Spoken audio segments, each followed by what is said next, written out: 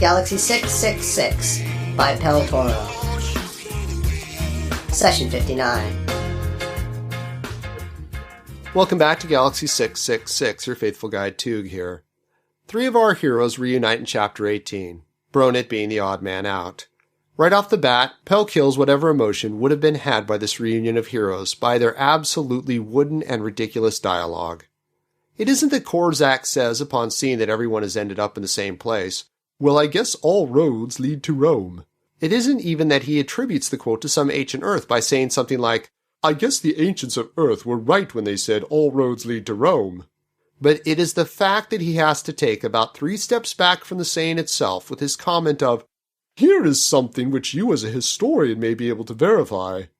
When we listen to the whole quote, "The ancients had a saying, I believe," said Korzak, "which you as a historian would be able to verify or otherwise. Something about all roads lead to Rome?" "They certainly did," agreed Oski.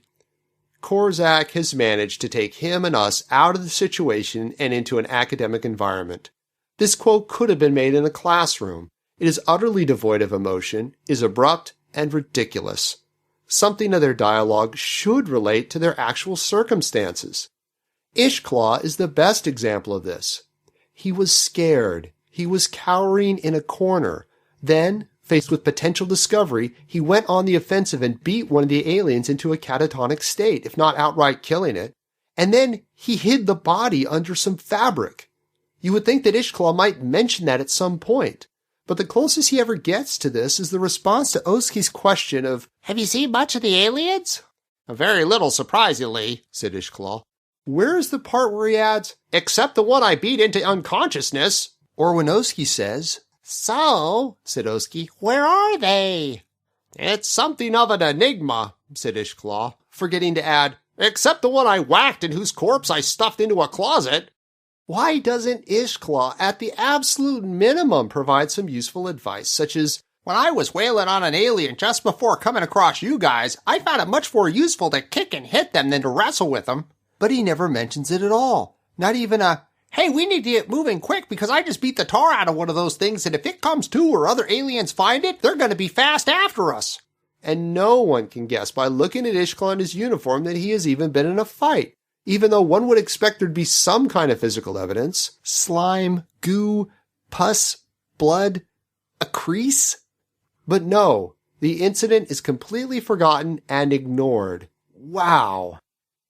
Our team is now struck with their normal problem, standing around, talking, not knowing what to do. While going through the entire debate yet again about whether or not they should split up, they find themselves trapped by the aliens, which allows them a chance to quote and remember Bible stories. I want to give a bit of credit to Pel, however, for what appears to be an improvement. Oski uses the saying, "needs must as the devil drives," and he does not then follow it up with something like, "as they used to say on old Earth," or, to quote the ancients.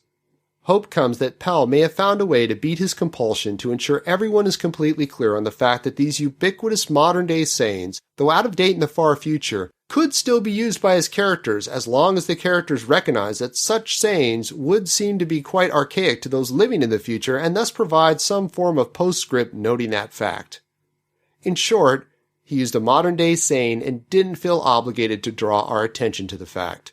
The phrase is noted and is passed by without a wrinkle, unlike every other time when he has stopped the pacing and timing of his dialogue to inject some brief explanation. Another one of my favorite moments in this session comes when Oski asks the question, "Don't you like being alone, Ischklah?" which is more or less an abbreviated form of the question, "Don't you like being alone, Ischklah?" "Stranded on an alien ship without any kind of weapons or any kind of plan or any kind of idea where we are or what we're going to do, and just 3 not-so-sharp knives-in-the-drawer companions like us to count on?" To which Ischklah responds, "I'm not madly in love with the idea." I think it shows a lot of restraint in Ischklah's character, as he does not straight out hit Oski in the mouth. It seems far too much to ask that the aliens will simply kill off their captives, but stranger things have happened to those who have dared to journey into Galaxy 666. Here ends Session 59.